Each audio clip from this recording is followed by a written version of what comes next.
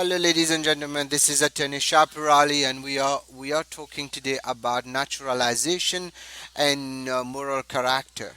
It's very important to know that whenever you're filing for your naturalization, you need to have good moral character in the past 5 years. So I'm going to give you top five top five tips on the naturalization process, which is very important in order for you to be able to move forward on the naturalization, and including the one which is the focus is a good moral character. One of the things that many people don't know about, and we on our website here, we have an article on naturalization. You have to have the continuously a green card for 57 months, 33 months if you're married, have knowledge of the English language, have familiarity with US and civic history, and be of good moral character. That's where a lot of people get confused. What does this mean? Well, good moral character means basically you if you look at the policy manual here, which is on the USCIS website, one of the requirements for naturalization is good moral character, so GMC. An applicant for naturalization must show that he or she has been of good moral character in the past 5 years preceding the naturalization process.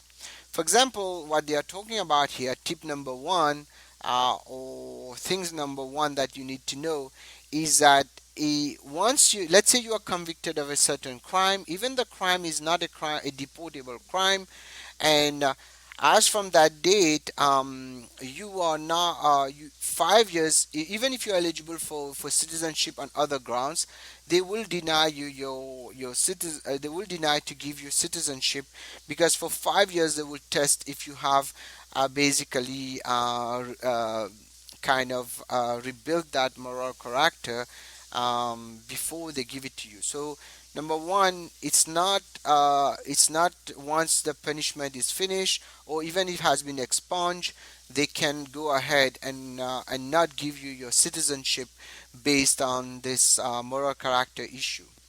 Number two, you need to know that oftentimes USCIS will look at your past history, and I'm going on this on all the moral character issues we have here.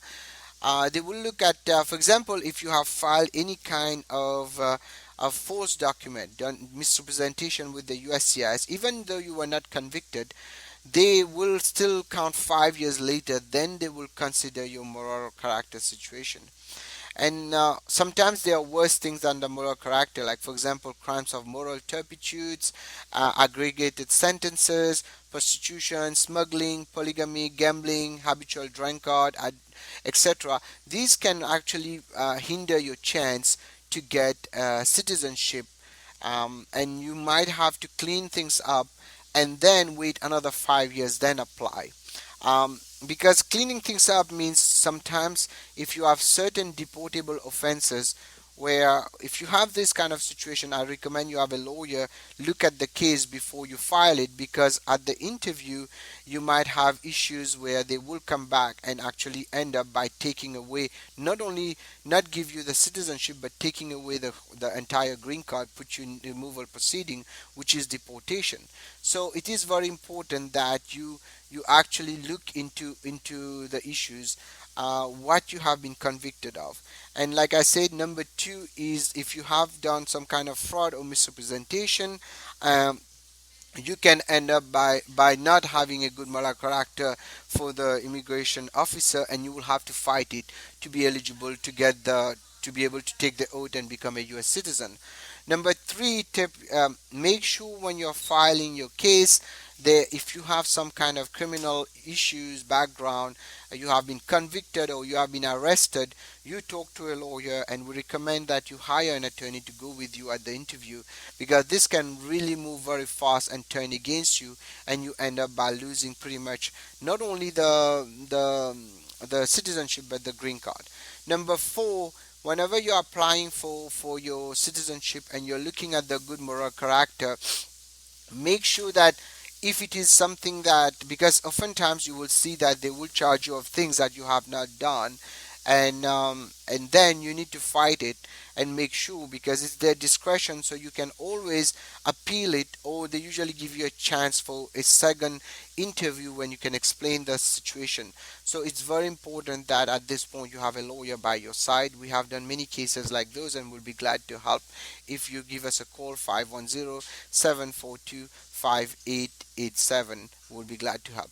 And number five, of course, make sure you're filing your papers in the right manner. You're not lying about anything, you're not missing anything, because that will also affect your good moral character. In terms, lying to the immigration or to the federal authorities or even to the state can be construed as misrepresentation, willful misrepresentation, and ultimately give you a bad moral character, and of course a denial of citizenship.